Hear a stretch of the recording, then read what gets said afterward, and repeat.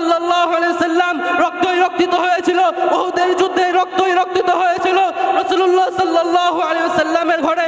এমন কি 3টি মাসে এক ফোঁটাও চুলে আগুন জ্বলে না। হযরত আয়েশা রাদিয়াল্লাহু তাআলা আনহা থেকে বর্ণিত একটি হাদিস, আইন্না কুন্না লা নানজুরু ইলাল হিলালি সুম্মা আল হিলালি সালাসাতু আহিল্লাতিন ফি শাহরাইন ওয়া মা উকিদাত ফি আবিয়াতি রাসূলিল্লাহি নারুন।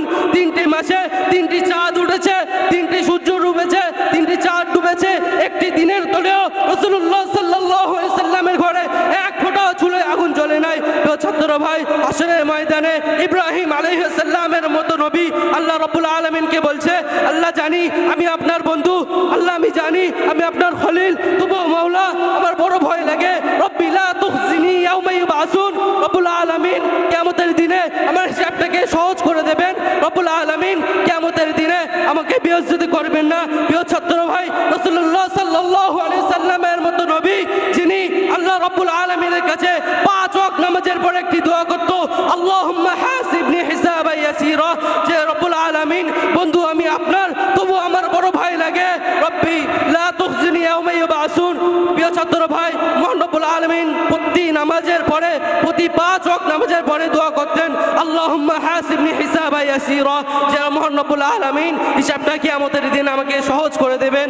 প্রিয় ছাত্র ভাই, আর সেই নবী সাল্লাল্লাহু আলাইহি সাল্লামের প্রতি যারা আমল তুলে কথা বলে, যে প্রিয় নবী সাল্লাল্লাহু আলাইহি সাল্লাম 23টি বছর ইসলামের জন্য এত কষ্ট করেছে, আর সেই নবীর প্রতি যারা কটূক্তি করে তাদেরকে আমি একটি পায়গাম দিতে চাই। যারা বিশ্ব নবী সাল্লাল্লাহু আলাইহি সাল্লামের শানে যারা গুস্তাখি করে, যারা বিশ্ব নবী সাল্লাল্লাহু আলাইহি সাল্লামের প্রতি কটূক্তি করে, তাদেরকে যদি কেউ প্রশ্রয় দিতে চায়, সে কোনোদিনও মুসলমানের বন্ধু হতে পারে নাই। তাই তাদেরকে বলতে চাই, তুমি যদি বাতিলের পক্ষ চলে লড়াই করার জন্য প্রস্তুত হও, আমি হকের জন্য শুধু মাঠে নামতে না, রক্ত দেওয়ার জন্য প্রস্তুত আছি।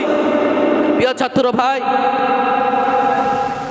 সকলের প্রতি আরেকটি তাদেরকে পাইগাম দিতে চাই যে এতদিন 300 শতাব্দী আলেমরা যারা আমাদের রক্ত ইমামে আহমদ ইবনে হাম্বলের রক্তের চেয়ে বেশি দামি নয়, আমাদের রক্ত ইমামে আবু হানিফা রহমতুল্লাহ আলাইহির রক্তের চেয়ে বেশি মূল্যায়ন নয়, তারা যদি আল্লাহর এই দ্বীনকে হেফাজত করার জন্য, আল্লাহ তাআলার এই দ্বীনকে উম্মতকে হেফাজত করার জন্য যদি তাদের রক্ত ঝরতে পারে, ইমামে আহমদ ইবনে হাম্বলের রক্ত ঝরতে পারে, আবু হানিফা রহমতুল্লাহ আলাইহির যদি রক্ত ঝরতে পারে, তাহলে আজকে আমাকে আর তোমাকে রক্তের সাগর পার করে ইসলামের ঝান্ডাকে বিজয় করতে হবে।